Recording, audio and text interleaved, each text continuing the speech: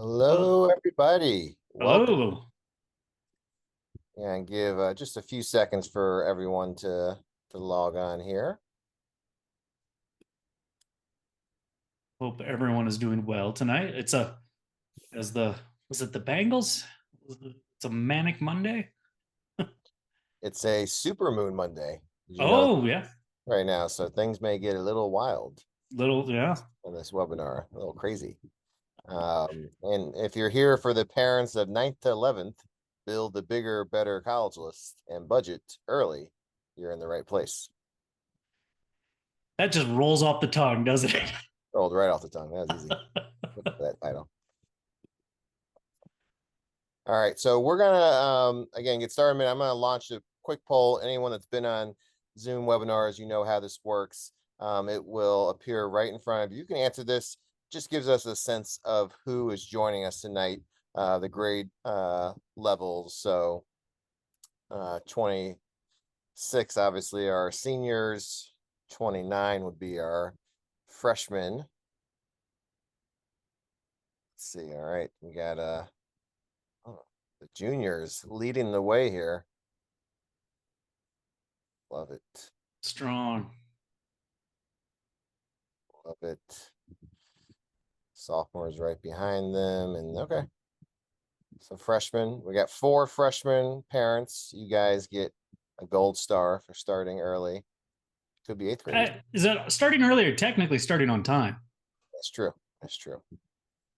You guys are doing great. Love it. All right. And yeah, if you want to just for the fun of it, interact a little bit on the chat, just also tell us where you're from for fun. That could be cool. Just see where we're getting everyone from. Speaking of chat, I just want to interrupt. Sorry, Joe, but interrupt.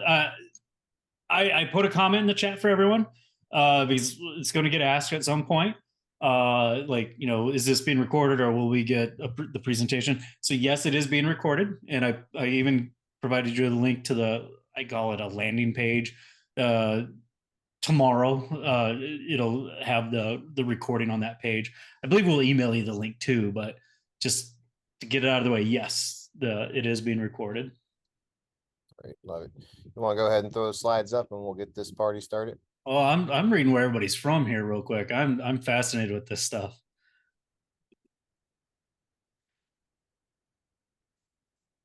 All right, all right. I'm curious, Sue Kim, where in California are you from? Someone who just moved away from there, but still love it. Ooh. All right. I actually recognize a few names in here. I kind of want to ask Richard Forbes, where in Nebraska are you from? Is anyone from Central New Jersey on here? I am from Westfield, New Jersey. Got a couple New Jerseys. Central? Anyone? Say someone's raising hands. Yeah. Say I just moved from Southern California after living there for 25 years to kind of close to back home. I just moved to Kansas City. Do we have anybody from Kansas City that can give me some tips about where to go eat? Besides, I mean, all the barbecue places. Yes. Tammy from Freehold. All right. There you go. Middletown. Nice. I was just in Middletown. I visited Middletown North and South a while ago. Good school. Good school system. Very cool. Ready? And this just one last thing because I see a couple more joining yet. Has anyone been on a College A Pro webinar before? Is this like your first time?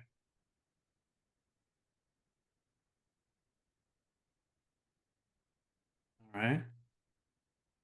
A lot of first timers, it looks like. I'm just trying to decide if I need to come up with new jokes at the if anyone's seen me do my part before. So I think I can use a lot of my normal jokes. The Good. classic's always the best. Yeah, you can't go wrong with the classics. Yeah. All right. I'm going to start sharing the screen here. And Joe, can you just confirm you see it on your end? Yep, navigating the maze to college. Yeah. Underclassmen, families, October 6th. All right, guys. Well, we're ready to go. Appreciate it for joining us. Just real quick, the high level overview of College Aid Pro, and then JP and I can give our very quick background so you know who you're hearing from, and then we'll get into it. But our mission here at College Aid Pro is simple. We want to end the student debt crisis by empowering you, families, parents to shop smarter for college and be really intelligent consumers. JP and I both believe in the value of higher education for a lot of families, but we don't think that anyone should have to go into an insane amount of debt below your savings for that degree. Too many good options out there. And one of the biggest issues that parents face is the college process is it's complicated. Just figuring out how to apply, what strategy, what way, where. That's before you even thinking about the total cost at the end. It's complicated. So our jobs here with our tech and our experts, we want to simplify it as much as possible, so you are all successful in many different ways. I want to interrupt. Sorry, Joe. Can I interrupt real quick? Just another Always. housekeeping thing, because I tend to forget this. So besides this being recorded, if you have questions along the way, I'm going to ask, can we put those in the Q&A? And because admittedly, if you start putting questions in the chat, frankly, I get lost. I don't, I won't be able to keep track. So if you wouldn't just do me a favor, put them in the Q&A, because that honestly keeps it organized for us. And then my second request is save all your questions to when I'm talking, so Joe has to answer them all. I'm kidding. Hey, I like typing. So I know you guys can't talk here, but just kind of out loud, if anyone thinks, or in your head, not out loud, but what you all think is the biggest concern for parents and students, especially when they're getting to high school. And if you're on this webinar, you probably guessed it's affording college. 73% of parents and students, will say that paying for college is one of their biggest financial concerns. And after buying a house, and in parts of the country, maybe even ahead of buying a house, it can be the most expensive decision that you're making. So that 73% number is huge, though. It's a silent stressor in a lot of households. And our goal here, replace that stress with a strategic plan. If you want to go to the next slide. I'll say with that said, financials aren't the only thing, right? Not the only thing at all. And this is just as you read through these, are we too late? Are we looking at the right schools? ED, EA, RD, ACT or SAT? What's the right way to borrow? Can we afford it? These are just a small sample of the types of questions families ask us every day.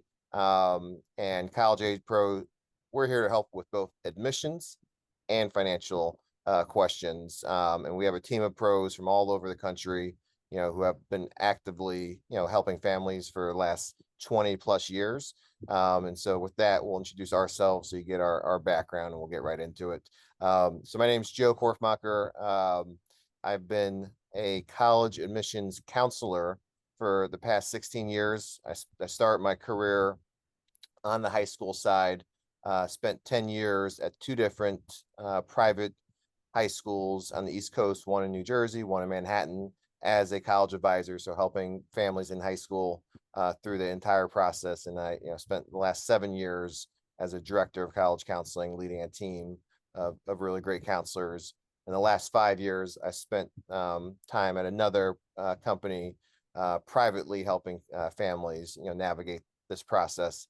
And I also spend some time as an admission counselor reading for a small school, small college in upstate New York, which I really enjoy. JP. That's cool, man. As far as me, I got into this field, if you will, 25 plus years ago. I was started off in the financial aid office at the University of Southern California. Was worked my way up to being the director of financial aid there, and traveled all over the country with admissions and trains, planes, and automobiles. We rode together, and so Um, Learned a lot about what admissions, that was looking for. Obviously knew, how financial aid worked to try to help families qualify for as much financial aid as possible. But there was a point when I basically said, I needed to help more people, and not just those who were trying to come to USC. And that's when I started also then branching out and yeah, now I have a much bigger platform, if you will, that goes to helps families regardless of what school they're looking for. So that's kind of my background. Love it. And I'll get this out of the way right now. I've been to about 350 colleges over the course of my career, which I love visiting, getting on campus. My favorite school, even though I'm in New Jersey, is TCU in Fort Worth, Texas. And if we ever have a chance to talk one-on-one, I can explain why. But that's my favorite school. But JP, what's your favorite college after USC that you've been to? I love a lot of colleges, but my heart is with any school that's probably, you could almost say joke is that it's Cardinal Gold, because my undergrad was Iowa State, and Yes. then I moved to California and did my master's and everything at USC. And so basically, if it's Cardinal Gold, I probably like it. Got it. Love it. Love it. All right. So navigating the maze to college. So nice little image here. All of you are parents, are students here, underclassmen. So, juniors and below for the most part. I'm sure we got a few seniors that snuck on in here. All starting from the same point. There's, close to over 4,000 colleges, out there. Eventually you're going to get to yourself where you're attending one of those schools. It's funny, Alex. And no jokes, then you're going to get me off my topic down there. That's good though. A lot of things to go through to get you from all those schools to one. And we want to help you, how you're going to navigate this maze. Critical to build, a college list that really fits your child. The right college list. There is no, perfect school or best school out there, but the right college list, for your child. And we want to make sure that really you're probably getting those 4,000 down to a larger list of 2025, and then really down closer to 10 to 12 or so schools that ultimately you're going to apply to, and finding those schools that are really the best fit academically, personally, and of course financially, where you can send your child there. They're going to be happy and successful, but it will be affordable as well. All right. So some admission trends. Everyone I'm sure here knows that, the class of 2026, the seniors right now, have been submitting their applications. Me and JP are working with our students right now. The application itself opened up August 1st. Some students out there are done and waiting to hear back, but a lot of them are right now in the middle of getting those essays done, submitting, finalizing their strategy. I have three students who've been accepted to their dream schools already, so I'm like, they're done. You love to hear that. You love to hear that. And as counselors, we love to try to front end a lot of this work. Really, so the pressure's off of the families. They know much earlier in the year. So if you're ready for these trends or not, we're going to share some specific trends happening right now. So first, application inflation. It's changed and is continuing to change the odds. Last year alone, there was a 6% rise in the number of students applying via the Common App. If you don't know what the Common App is, that's okay. But that's the main portal application that is used to apply to colleges. 1,000 or so colleges are on it. And for a lot of students, every school that they're applying to is right on the Common App. And it makes it a lot easier to apply to more schools. Therefore, the app numbers have been increasing year over year.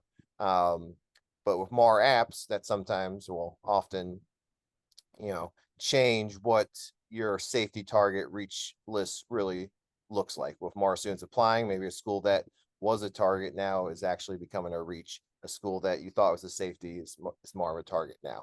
There's increased competition across the country and world. And something that you definitely want to be aware of and JP was sharing some really cool stats with me earlier. NYU applications have increased more than 50% over the last 5 years, which is wild, which places it as the 5th most applied to college. So NYU, and the 4 other most popular are on the other side of the country, all part of the UC system. So Irvine, Berkeley, UC San Diego. At the top of the list, though, UCLA with a whopping 146,000 applications. So one school receiving 146,000 applications, and UCLA is a school that's looking to bring in, about 11,000, give or take, students, first year students each year. Obviously very, very, slim numbers there. So app numbers are going up. I want to be aware of that, and super important to, prepare for that. Selective majors have shaped admissions outcomes as well. This is something that really, over the course of my career, last 8-10 years or so, has been super important. And it's not just what's the admission rate to X college, it's what's the admission rate to that specific major at X college. And yes, many of the most competitive ones are businesses, computer sciences, some engineering programs. They have far lower admit rates than colleges themselves. So a lot of families will actually incorrectly assume that getting into a top major at a public university is easier than getting into an Ivy League school, and that oftentimes is not true. Some of the most selective academic programs in the country now live inside the public flagship schools, and their admit rates are just as competitive as Ivies. UCLA computer science, specifically admitted fewer than 3% of applicants. And UT, so University of Texas, Austin, their business school, a lot of students from out here and East Coast apply there, admitted fewer than 10% of its applicants. And if you're out of state, even lower. And just so you know, UT Austin, it's a school that about 92% or so of their incoming freshman class each year has to be from the state of Texas. So that leaves the other 49 states, kind of fighting for that 8% in class. But super important to do that research as well, and not just look at the one school and their admit rate, but dig a little deeper into the academic program as well. Early applications made a difference. So many top schools have what's called early decision. For those new to this process, early decision means that you are making a commitment. You're proposing to that college. If they say yes, celebration, you guys are getting married, that's where you're going. And for the most part, you turn down the other schools, and that's that. It helps the college because they know, for the most part, okay, these students are coming. They've committed, we're good. We know what our incoming class part of it looks like. And it can help students because it can often give a slightly higher, chance of getting in. Other schools, it's a much higher chance of getting in. So many top schools have filled their freshman class, half of their freshman class, through binding early decision plans. In some schools, it's really hard to get into if you don't apply ED. One school that particular, Tulane, it's really tough if you don't apply early. Really, really selective, apply regular admissions. So if Tulane's on your students list in the future, definitely think about applying early. Vanderbilt, for instance, applied or admitted 61% of its incoming class through early decision. And Northeastern tends to fill more than half of their class through ED, this upcoming year. University of Michigan just started early decision this year. That'll be very interesting to see what that looks like, the data after this year. So I'm very curious to see that. Yeah. And they're a highly selective, public school that's always had early action in regular decision, ED for the first time. So we'll see. A school like UChicago has what I think they're calling ED3 or something, where only students that have done a pre-college summer program through UChicago can apply. And these are all just different ways for schools to kind of control their yield and their incoming population. But definitely something to consider. There are financial implications that JP will most likely get into later on, but can definitely help your chances. I guess I have to now. Maybe, yeah, or not. I don't know. Maybe most people forget. Hey, get real quick because this particular topic, I'd like to hear your thoughts on.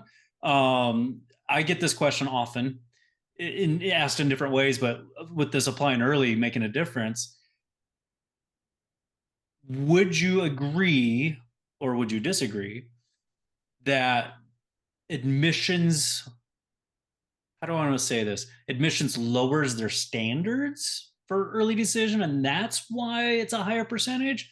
Or is there something else going on behind the scenes, or like how that data, like what's the meaning behind that data? What would you say? The meaning behind what data? The early decision admit rate versus a regular decision admit rate. Yeah, I mean, I think the simple answer is it is a smaller pool, but it's also often a more competitive pool. If you're someone that you know believes you have a shot at a Vanderbilt and you want to apply ED, you're probably going to have really high test scores and good grades if you're getting solid guidance to use that early decision there, because you can only use early decision one to one school. So you're really committed to school. You probably have a sense that you're within their middle 50%.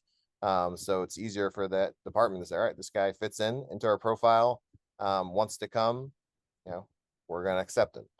It's a smaller pool also, so it's not going to eliminate all regular decision for them. But I think that's Yeah, I think you nailed it. You said it the way I think you said it better than I say it, but it's a smaller pool to begin with. That's why the admit rate is higher, but that pool is even more competitive yeah, than those who apply regular. So I bring it up because oftentimes I have families come up to me when I'm doing a consult where they're like, "Oh, we're going to apply ED because we know his stats are low, and so we think it's going to help improve his admission chances." And I'm like, probably not. no, totally. Yep, love it. So test scores return to power, and as JP has said, it's probably more accurate to say test scores never lost their powers, and schools are finally admitting it. Obviously a lot changed during COVID. One specific thing with college admissions was testing. Just sites weren't able to host an SAT or ACT because of COVID, so schools had to get rid of the requirement for SAT, ACT. Some schools have kept that policy and they're staying test optional. But we are seeing a lot of colleges creep back into requiring it. So as and every year it's a few more, dozens more. So if you're a freshman now, you're gonna see a lot more that are requiring it. So everyone here should at least be planning to go through the testing process, and submitting a strong SAT or ACT score definitely can give students an advantage, even at test optional schools. And it not only gives you a better chance for getting in, but they very much can help with scholarships and merit-based awards. So something that's I've changed my tune over the years, but I've seen too many cases where it's really, really helps. So prepare for the SAT or ACT. It's worth a small investment if you can for tutoring, or at least making sure you're using Khan Academy or all the free sites out there. Put in the effort for those tests. And there's a lot more than just the SAT or ACT. We'll talk about that more in another webinar, but scores are mattering again. All right, so personal narrative, is it still mission critical? Is still mission critical, but will it evolve? So personal narrative, remains one of the most, powerful ways to stand out, especially when grades and test scores look similar across, a lot of applicants. And, this is your college essay that you hear a lot about. The Common App asks for a 650 word max essay where you're sort of sharing your story, your voice, your personality. A lot of the stuff that the admission counselors see on an application are data points, GPA, test scores, amount of activities. They'll get a letter of recommendation for a teacher or counselor, Yes, but the essay, both the personal essay, the college essay is what they call it, are the supplemental essays through colleges that they ask themselves, are the students really sometimes one opportunity to connect to the admission counselor who, for now, is a human, a reader that is, trying to determine who will this person be on our campus. I see he's a great student. He's going to be an awesome pre-med or awesome, finance student here, but will he get along in our community? So their chance to talk through that. And, you know, your child, your students, personal brand really is most clearly communicated, through these meets. But, and I'm seeing this a lot, it's kind of wild, but the rise of AI, some colleges are questioning the authenticity of written responses. And I'm seeing more and more schools ask for video submissions or recorded interviews. And I think we believe as a team here that that's going to continue to become more prevalent, and kind of working with your student on, how to best answer those questions, or how to best interview will be more and more important. But students, who can articulate their story, whether it's written or verbally, across any type of medium, will have definitely, a big advantage. All right, so those are some of the trends, and let's get into building a list. Kind of go through this pretty quickly so we can get to the financial stuff as well. Super important. All right, so we said about 4,000 colleges in the U.S. And there is no best college. I went to St. Joe's University in Philly, small Jesuit school. And as we know, JP went to a bigger state school. You know, they're all different in many different ways. It's really about finding, the best school for you. So, I think, the best way that we can help you work through, try and find work through the noise and find the right colleges and really, pull back the curtain, and we're going to share kind of a simple way to, approach building a college list. Want to go to the next slide here. All right. So, and me and JP have talked about this a lot, and we have some different views on it, but I really liked what he has told me recently. I'm trying to do this more and more with my students, and really starting at the very top with academic fit. So this is a must-have. So what does the college offer? Does it have that computer science program? Does it have an AI program that you really want to get into, entrepreneurship? And will you be with your academic peers? Is it a school that if you get in, you're going to be struggling the whole time? That's not going to be a good fit. Is it somewhere where, it's going to be too easy? You're not motivated, not a good fit. So, want to find schools that have the major that you want, or you think you want, or maybe it's 2 or 3 different majors that you're considering as a, sophomore, junior in high school. That's fine. Make sure that the school, has that. And, we think, whatever schools make it through, this first stage, then we want to, filter them down by which ones are a financial fit. And this is another, must have. And when you're at this point of sort of academic and financial fit, probably around that 30 to 40 schools on your list here at this point. This can be sophomore, junior year.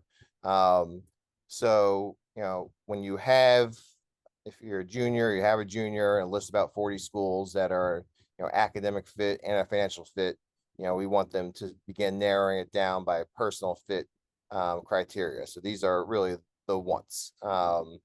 And, do they want to be near a city? Do they want to be in a city? They want to be NYU, where you walk out of the classroom doors and you're just a New Yorker? Or do you want to be at a TCU that I mentioned before, that's 10,000 students, feels much bigger, enclosed campus. You have a really cool town in Fort Worth there, but you can get to Dallas, much bigger city, in 30 minutes.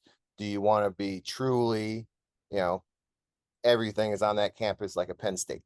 Do you want to be part of the marching band?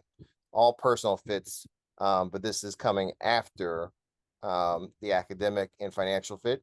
because even if you're at a school that you personally love, you socially love it, but you know, you're going a tremendous amount of debt, or there isn't a positive ROI, that's not good. And then we want to ultimately get down to in the range of 10 to 14 schools that they're applying to. I used to always be 8 to 10. It's increased with me over the years just because of what we talked about earlier. It's getting harder to be admitted in the schools, and there's a wide range of what colleges will offer. And then that last thing right there, when you have your top 10 or so colleges, how are we applying to those schools? Are we using early decision, early action, regular rolling, ED2, restrictive early action, a lot of different things we can throw at you, and making sure that we go about this as strategically as possible. Can I just interrupt real quick? Because someone asked a question, and I think this might be something that others might want to hear. And that's just like there was a question about like, hey, on the earlier side we talked about schools that are maybe would look at the videos like a recorded video or as part of that admissions process. And the schools that I've run into this is like Brown, Wake Forest, University of Chicago. They have like optional video uh, right now, like the option to submit a video where the student responds to a prompt. And then I think I've seen Johns Hopkins and MIT talk about maybe using that to replace even the personal statement. So just I thought that'd be helpful for everyone else. Sorry. Yeah, I love it. All right, so again, this will be recorded, so you can freeze these slides later. But academic fit, again, we think the most important. Does the school offer the program that you want to study, and will you be with your academic peers? So some good questions that you want to ask yourself. Does the college offer the program? Am I looking for an honors program? Or internships required? If you're going to Northeastern, it's most likely because you want to do 2 to 3 co-ops and actually for a semester be working in the field, getting paid, making networking. Are you looking to do a thesis project?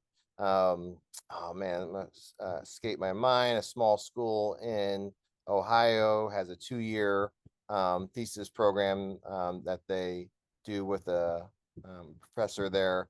It's a 2-year mentor program. It's amazing. If I remember it, I'll throw it out there later. But what are you looking for, and what does it have?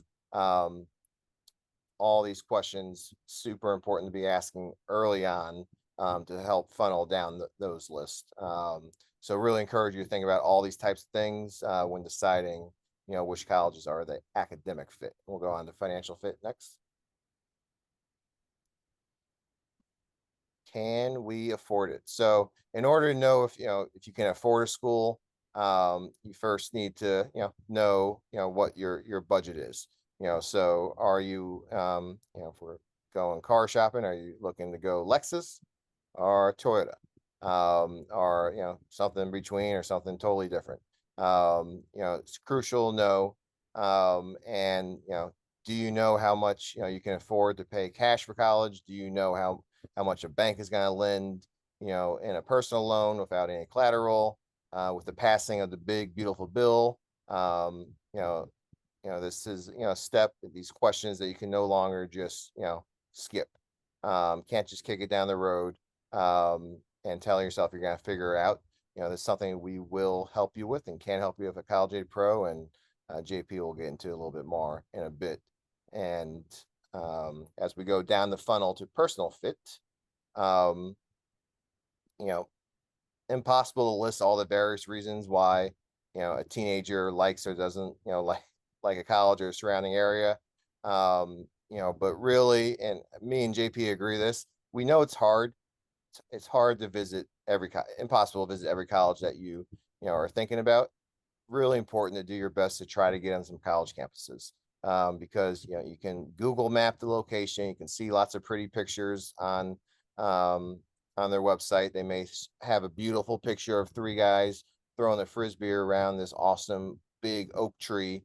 And then when you get to that campus, you notice, oh, wow, this is the only tree on campus. It's, parking lot everywhere else. So you want to, get on campus, walk around, get that feeling. What's off of campus? You're going to be there for 4 years. You're only in the classroom for about 15 hours a week. Most of your time in college is going to be spent outside of the classroom in the community. Are you happy there? If you really want to go Greek, do they have Greek life? What's it like? How hard is it getting to? Do you pledge going the freshman year or second semester? Athletics, all that. And that last right corner, bottom right, does it vibe with me? Do I walk out? I'm just happy. Like I want to go on Amazon or school store and buy a sweatshirt now. Or do I walk away and be like, just not me? So all very, very important, trying to decide that personal fit. And we'll go on to selectivity. So as we said, colleges have gotten, more and more selective. And what does that mean? I'll just give you some very hard numbers. So, not selective. So schools really that are, accepting 80% or more. So out of every 10 candidates, the 8 are getting in. And, I actually love this school, and their motto is like, we want to bring in as many college or students as possible and educate them and make them successful. We don't like that colleges in the US have become more, denying based, but Arizona State University is a great example of this, where, Love they, that school. yeah, love it. And they accept majority of their students, 80% or higher. And they do really well with educating every single student there, and they have an amazing honors program. Average selectivity, you're going to kind of be in that 55 to just under 80% acceptance rate. Selective, 35 to 54, 55%, and then very selective, anything that's under 35%. And then you have like the most selective colleges, the Ivies Plus, that are going to be under 10% in those single digits. And it doesn't matter who you are, perfect scores, whatnot, any schools that are those most selective are going to be, should be categorized as a reach school for you, just because of how many really qualified students are applying there. And then my last slide, we'll hand it off. So defense versus offense. Just like in sports, we like to think of the admission strategy, in offensive defense. You need to really win, need both to win, and to be accepted to your colleges that you want. So from, an admissions perspective, the biggest trend has been for a while holistic review, yes, but test scores and GPA are extremely important, so on that kind of defense side. So the defense strategy is all about the hard measurables. So these are things that, you just need to get your foot in the door. So if you want a good chance at Duke, you're going to need almost all A's, a strong rigor of classes, and, probably close to 1,500 SAT score, 34 ACT to have a shot. And, the GPA is much more, though, than just that 4.0. College admission counselors are really going to be looking closely at sophomore and junior classes and grades. Yes, like a Penn State, huge school, they got too many applications. Maybe it's just a GPA, but schools like a Duke, Ivies, Stanford's, great. You got A's. What are you taking? What does your school offer? Are you choosing to take, the most rigorous course load possible? The test scores obviously matter. We talked about it before.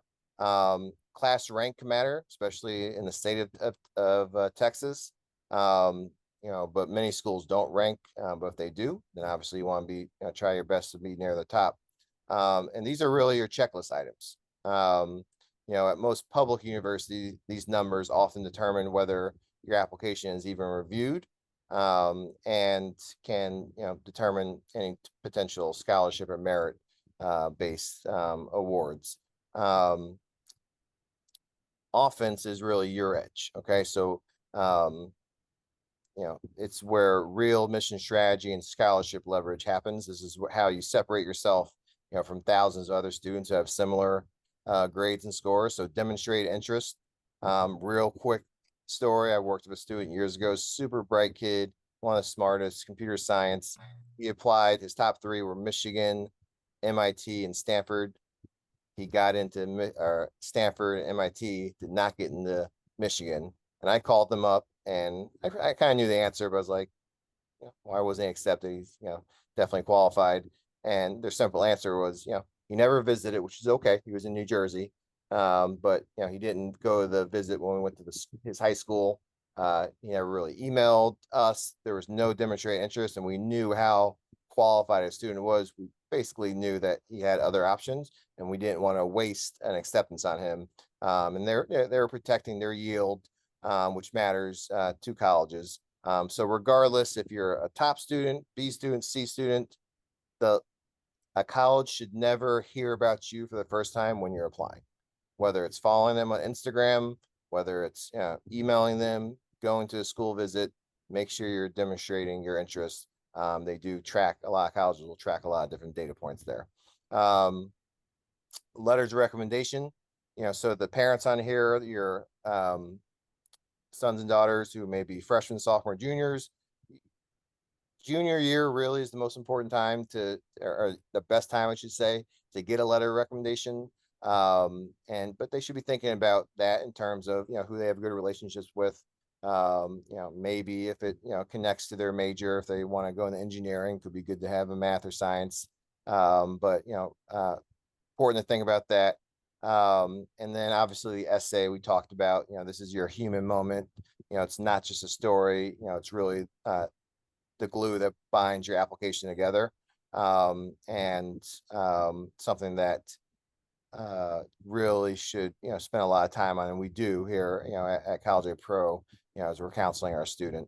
But when done well, the offense, can override average measurables. So students with lower test scores or maybe unhooked profiles, still can get into really good colleges because their application have a strong narrative, strategy, and personal clarity.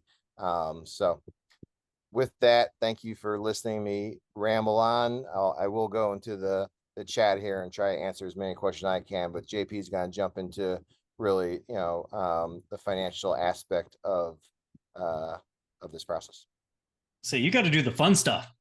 Yes. I got to do the stuff. I got to do the stuff that parents usually don't want to hear. It's now the stress is coming. The money talk, I understand, is the stress talk, stressful time, but I'm going to try to keep it as anxiety reduced as possible. So I just put in the chat a link to, frankly, it's our software. It's going to be the most powerful tool out there to help you be a smarter shopper for college. And I really do want you to think of that as you are shopping for the school. Okay. And so anyway, this is the link to the software we call MyCap. I'll reference it a little bit later to walk you through it. But if you don't have an account with it yet, set up a free account. Use the link I just put in the chat. And honestly, it won't hurt my feelings. I will also know, but start setting it up while I'm talking. Okay. So let's get into it. So as Joe said earlier, like 3/4 of families paying for college is a huge, huge financial stressor. This is, I have seen families have meltdowns over this. I've also seen families completely put their heads in the sand and ignore this. Frankly, for the last 25 years that I've been doing this, and frankly, for the last 45 years this particular program has existed, families didn't have to think about how they're going to pay for college. They didn't have to think about, can they afford college? And that's because the Parent Plus loan, a loan from the federal government, had unlimited amounts of money that they would give you. If you literally had enough credit to be approved for $1, they would lend you $100,000 every single year. They didn't take into consideration whether or not you could afford to pay it back. And so honestly, when I would try to get parents to talk about the financial planning aspect of college and going, We need to know, can we afford it for all 4 years? Parents would just kind of go, yeah, I don't care. We'll figure it out somehow. And I'm going to tell you, not one family in my 25 years has ever magically figured it out. I can tell you every single one of those families that I cautioned, um, they went into way too much debt, more debt than they could afford. So I need you to listen to me and say, A, I don't want that to happen to you. And B, the federal government has radically transformed the Parent Plus loan starting in 2026, and they put significant caps on it. And so you can't just plan on that being your backup plan. Uh, you really do need to come up with a 4 year plan. So I'm going to just stress that, and I'm going to kind of highlight what I'm talking about when we get into the MyCap software. But frankly, like I said, families haven't listened to me for the 25 years because our college debt in this country is around $1.8 trillion. This system is broken. There's no other way to say it. And there's a wonderful article that just came out a couple days ago. There's actually been many articles over the last 2 years, but another article that just came out recently about specifically naming which Wall Street firms basically are influencing higher education and the prices and how much you're paying and all this kind of stuff. But basically, the main players in the system, they don't want to fix it.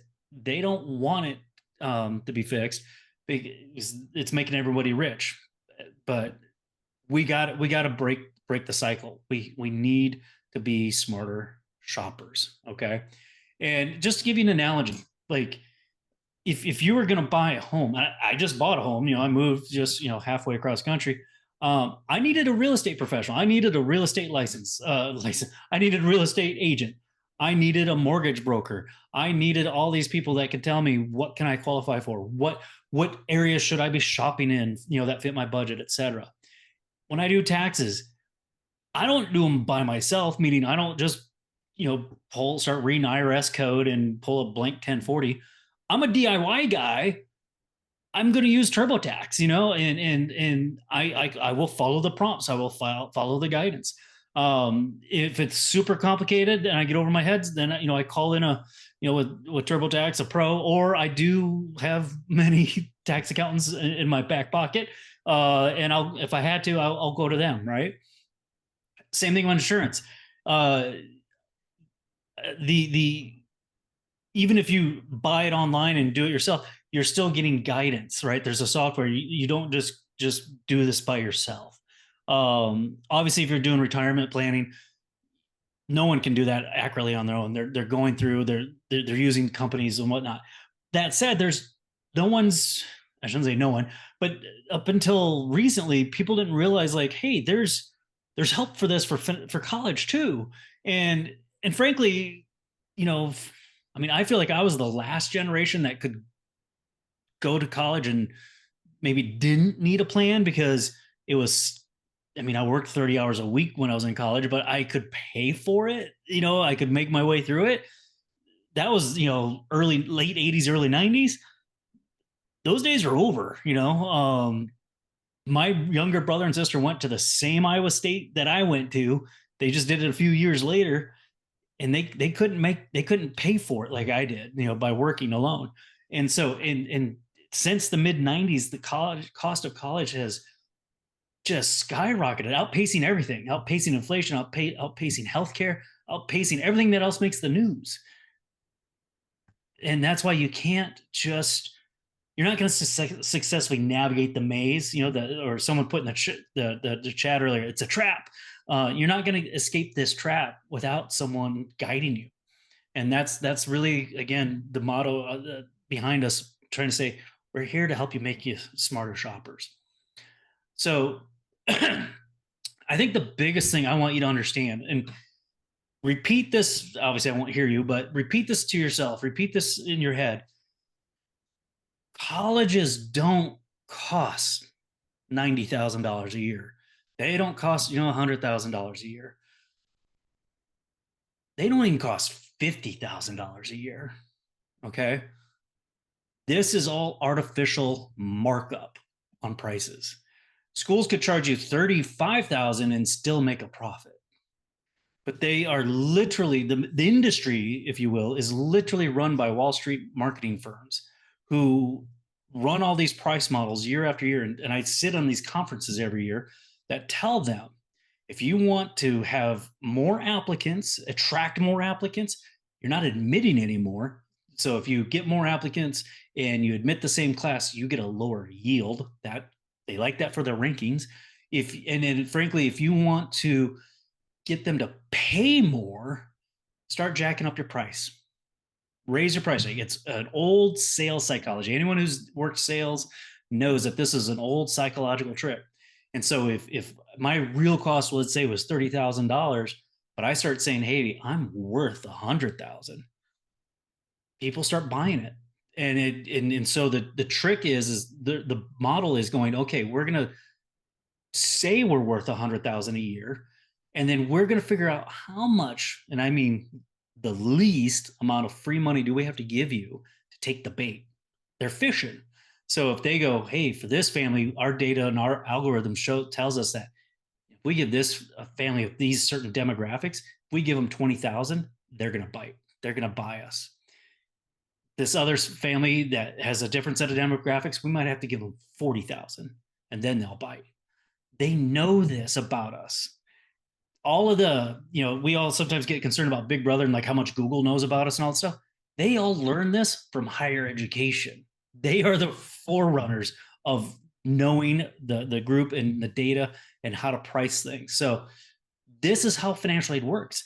It is honestly, it's their way of figuring out, offering you the least amount of a discount to lure you in and bite, nibble that bait and go, we'll come to your school. So with that said, what are the types of financial aid?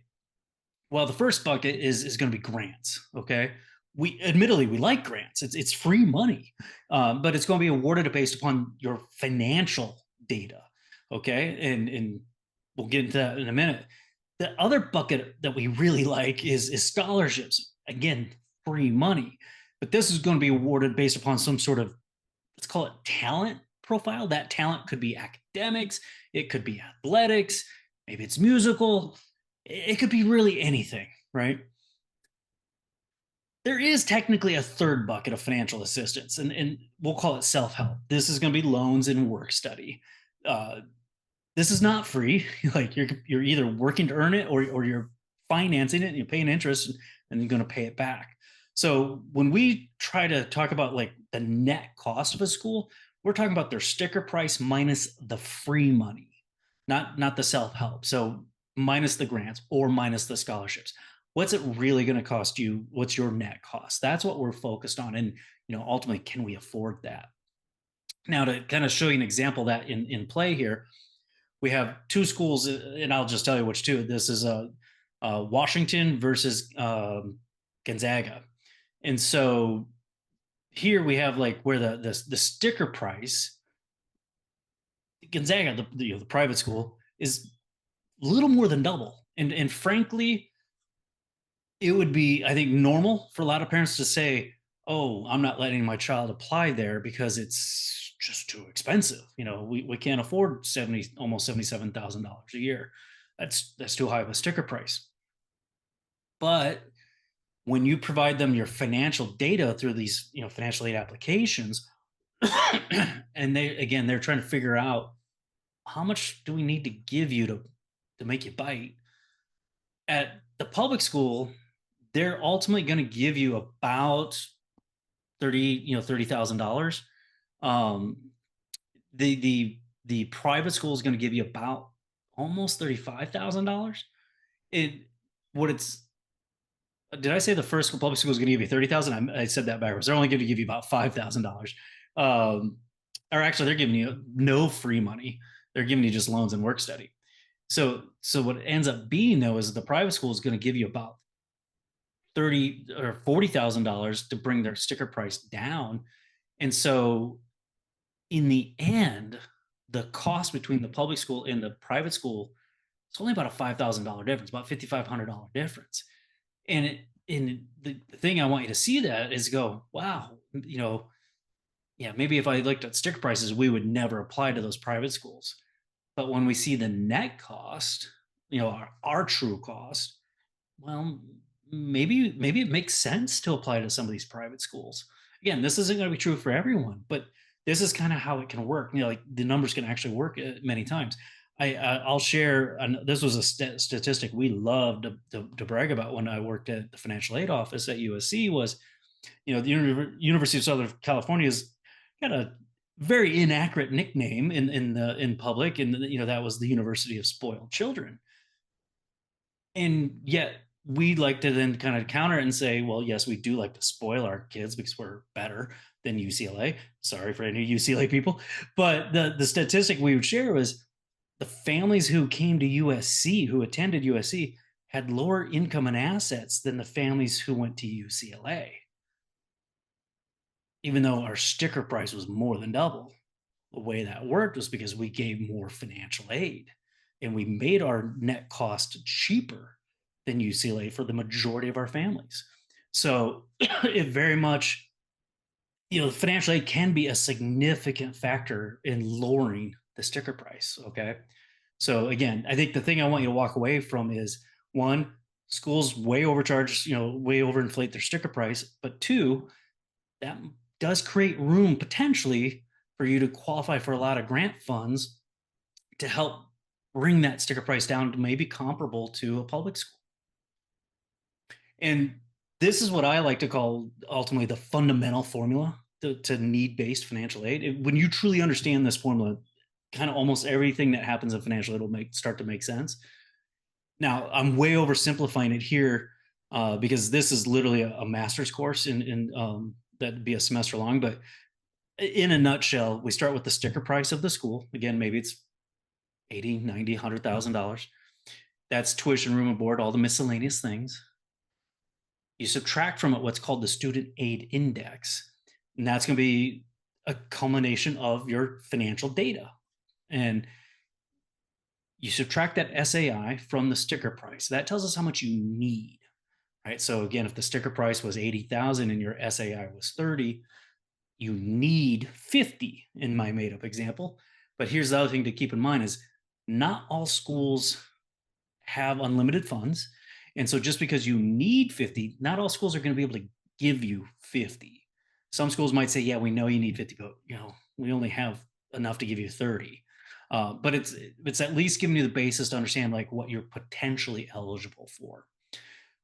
So I hope that is making sense and tracking with you. Now, here's what I'm going to give you a little pop quiz, and I'm going to ask you to actually put this in the chat. If the school's price, sticker price, is, let's go with 80,000 still, and let's say you live, the school is in your town. Let's say your student aid index was 30. I'll keep using these same numbers. So therefore you needed 50. And then you say, well, that's not too bad. I'm going to have my child live at home, that living expense, that dorm fee and the food and all that stuff. I'm going to take, $20,000. I'm going to have my kid live at home. I'm going to save $20,000. Is that an accurate assessment? If you made that choice, would you be saving $20,000 roughly? And go ahead and put this in the chat. I'm just curious to test everyone. Again, it's a pop quiz, so I won't be taking credit.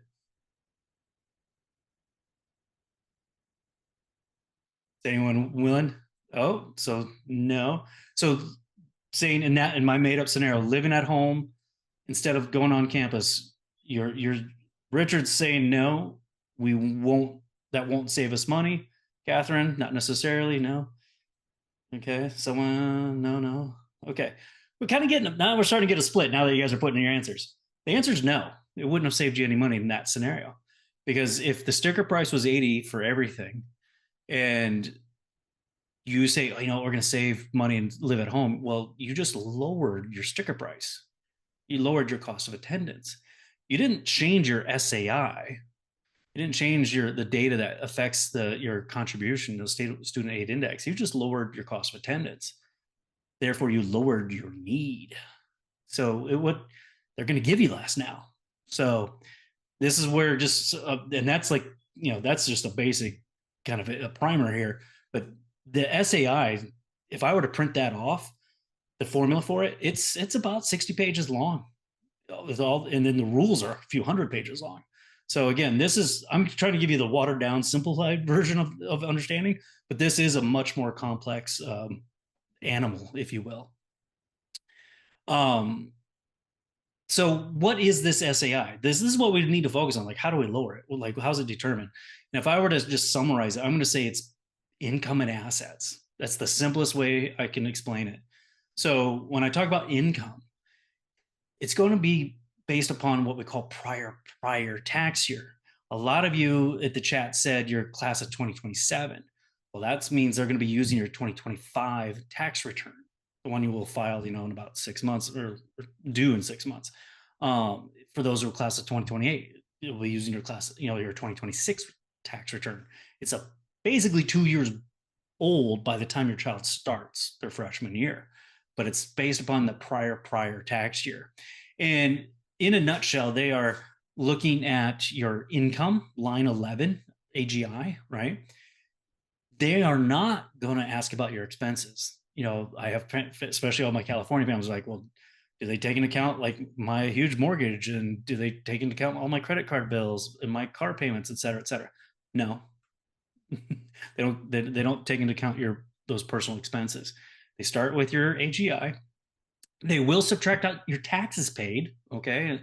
Um, and then basically they give a very modest living allowance based upon the size of your family. And when I say modest, it's very similar to poverty guidelines. Like a family of four, I believe the living allowance this year is around $44,000. That's your living expenses for the year.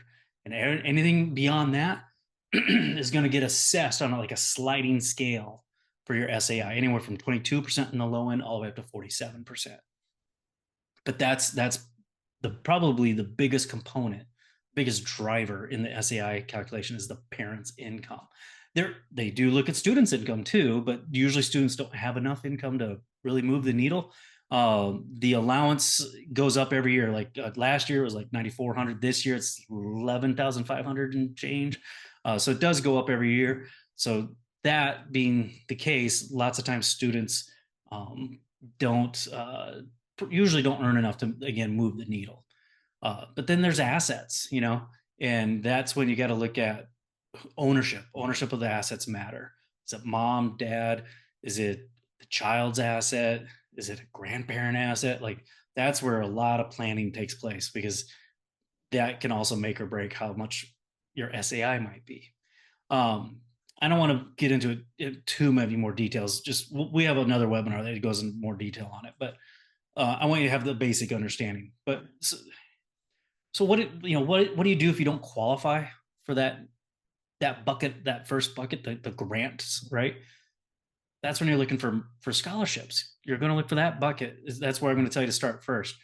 Look for the schools that are going to be generous with scholarships. Again, the MyCap software can show you that and help you with that. Or what if you're in that position where you don't probably qualify for the grants or the scholarships? Frankly, that's when we're going to look at what I call the value schools, schools that aren't playing the game, that aren't way overinflating their sticker price.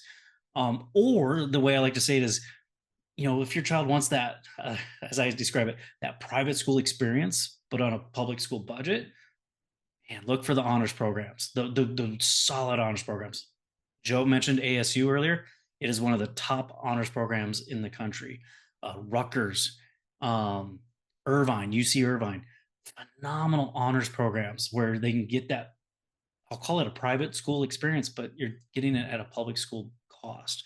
So these are the kinds of things you want to think about. Now, I'm just going to real quick show you how this can play in your MyCap software. Hopefully you all now have set one up. Now, I will say if you have the free version, you'll be limited to three schools, the first three schools that you enter. But if you can upgrade to the premium for $4.99 a month, less than a cup of coffee, and then you put in all the schools you want. You'll also have all access to all these other resources here. But the thing I just want you to really understand, if you will, is after you go to the little profile section, you put your income and assets, your students' GPA, test scores, all that kind of stuff, right? And you plug in your schools. what you're going to see here on the homepage is like what we calculate the federal SAI, the FAFSA would be. We're going to show you what the private schools, the ones that use a CSS profile, as well as the FAFSA, kind of the range of what their SAI might be. But I don't want you to get lost in the SAI. Just again, lowering it is important, but it's not the end all be all. That's where the fake financial aid experts focus on, is always like, oh, I helped lower your SAI, therefore I help save you X amount of dollars. Again, it doesn't always work dollar for dollar. I helped a family lower their SAI by $200,000. They weren't going to qualify for any more financial aid. So that's not the end all be all. You really want to just ultimately figure out what is affordable, like what will fit your budget. So you'll be able to put your budget in there. But if I go in and I look at, let's see, affordability tab, like I list my schools and it's showing me admissions wise, how selective are they? Highly selective to a high acceptance rate. You'll see I kind of have a few schools in every category for admissions. I don't like these terms, but safety, target, reach. But then we also down here on the x-axis, the financial safety, target, reach, if you will. Like half of my schools are financially caution, too expensive. We can't afford it. It's a bad ROI, if you will. To I have at least another half that are at least good. I don't have any greater ideal in my selection, but you at least can get a snapshot visually of the mix of the schools you're considering. Again, on that admissions, kind of on admission scale on that y-axis, and the affordability on the x-axis. And the only thing I'll just pick on, let's look at Stanford. And if I go into here we go. I'm going to just jump over to how to pay bill. And I just want you to see this. We're saying here's the sticker price, about 100,000. Here's the financial aid that we anticipate. Here was my budget. This is the funding gap. At any school that you ultimately are going to apply to, or certainly any school that you're going to commit to on May 1 of the senior year, this funding gap must be zero. If you have a red funding gap, this means you cannot afford it. Period. So this is where you're going to be in financial dire. So you must have a plan. So it's either you're figuring out, can I get qualified for more financial aid? Can I afford more budget that I didn't realize I could? Or do I need to do loans, which again, you still need to think about affordability, but you got to get that funding gap to zero when you commit to a school. If you're not, you're in trouble. This is the easiest way. And let me say it this way. Now we'll wrap up. I know we're running a little long, but anyone can guess maybe what the second hardest conversation will be with your child when it comes to this journey of college? Actually, I won't make you guess. The second hardest conversation you can ever have with your child is when they apply to the schools and they get their acceptance letters, and you tell them, hey, that's great, but unfortunately we cannot afford it, and they have to pick a different school. Okay, that's a terrible conversation to have, but it's the second hardest conversation. The number one hardest conversation, the one you never want to find yourselves in, but a lot of families starting this next year will, because they didn't plan. And that's when they're already in school, freshman year, maybe the sophomore year, maybe it's even the junior, but at some point you run out of money and no one's lending you the money. And you have to pull them out then, out of the dream school that they've been at. And you can't afford college anymore. That is the hardest conversation to ever have. That is the scenario you must avoid. And like I said, families ignored me for 25 years that I've been doing this, because the Parent Plus loan would give you every dollar you needed. Those days are over.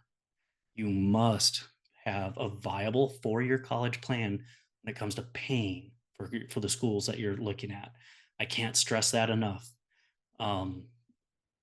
You don't, as a parent, you don't want to have that conversation, pulling them out midway through. Okay. That said, I don't want to be so dire. I don't want to end it with that. And So I'll say everyone it have like, a great night's sleep. yeah, right. That's terrible. Right. So let me do this. Let me say this. If show of hands for a moment, or you can put in the chat, how many of you are what I call the DIYers? In other words, I'll give you an example. My wife and I, at night, when we're just, put the kids to bed and we need to unwind and we don't want to think, we put on HGTV. And when I'm done watching HGTV, I look to my wife and I say, honey, let's remodel that bathroom. I'm a DIYer. That's me at heart, right? My uncles are all grew up as tradesmen. I grew up in this, spent my summers as a kid helping them. I love DIYers. So if you're a DIYer, you're my people. And I'm going to say this and continue with this analogy. If you're the DIY type, if you want to get YouTube certified, as I like to say, then sign up for the premium version of MyCap. Less than $5 a month. It's less than a cup of coffee, right? Best investment you'll ever make, and it'll grant you access to some of our recorded resources and such. That said, even when I get YouTube certified on something, but I can on a project easily can get in over my head. Maybe the wall needs to be reframed or needs to be pipe relocated and all that, and I just don't have the time, or I'm just not confident in my skills. What do I do then? Even as a DIYer, I call in a pro for the day and they take care of it for me, and then I can move on again. That is available to you through College Aid Pro in the MyCap software. If you have the premium version and then you get a situation where you have a specific question, you're just stuck on something, you've been researching it, you've been getting probably bad advice from Facebook groups, and you just like, what do I do in my situation? Call a pro. We have a link there that's you can book an hour consult with a pro and say, this is my specific situation. How do I deal with this? What should I do? Great. We got you. Okay. Now, I learned in the first year of marriage because I convinced my wife to help me remodel a Victorian home in downtown LA. She is not the DIY type, and God bless her soul. I don't know how we're still married all these years later, but she extended a ton of grace to me. But she's not the DIY type, and she is the type that says, "Hire it done." She'll look at me and go, "I know you want to do it. You're too busy. I know you're too much of a perfectionist. Like you're just too busy. I need it done. I just need to know it's done right." So if you're the type that says, "Yeah, baby, maybe our situation's complex. Maybe we're divorced. Maybe we're business owners. Maybe we have a lot of real estate. Maybe we got trust. Maybe we got whatever, right?" Um, Maybe you're just the type that goes, no matter what, I just want to know we are absolutely paying the least amount possible for college. I want to just know securely we are not overpaying, that we are truly getting the best quote unquote deal that we can from these colleges. We got that for you too. If we call it the wake me when it's over solution, it's a comprehensive package that can help with either admissions or financial aid or even both. So if you're in that boat, if you're the type that says, man, it's worth, I mean, frankly, we'll save you more money you ever spend, but it's worth having a pro help us and be along our side every step of the way. Then let's book an hour consult.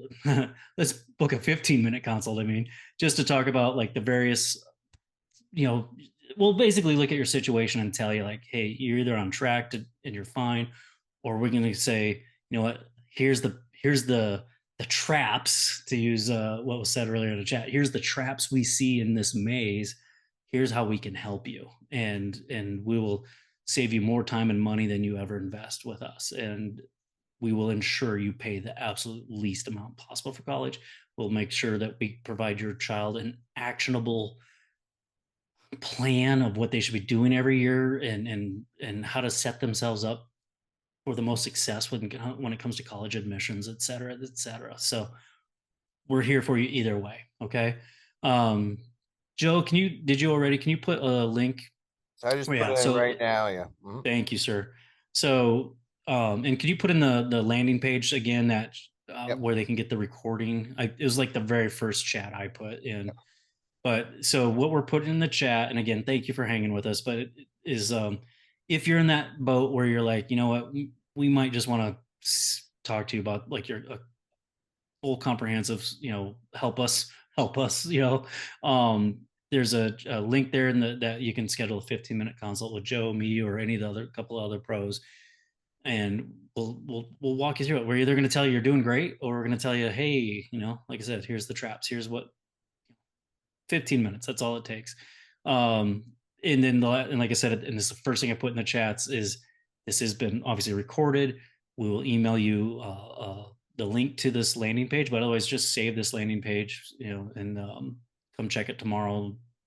Give it 24 hours, and you'll see the recording and anything else for you. But that's my thoughts. Joe, do you want to any parting words of wisdom? No, just the last thing, if you are interested in that consult, and this is not a sales pitch, this is reality, just because we are all working with a lot of families right now. There aren't many openings for the consult. So if you are interested in it, just click on that link that I put there. That will bring you to HubSpot scheduling and just get that done. Try to take care of that now so you can get on one of our team members' schedules to best help you. So, but really appreciate you joining us, and that's all for me. Awesome. So yeah, thank you guys. Have a wonderful night. Stay tuned for our next next seminar webinar. I mean, and yeah, you've been great. Have a good night.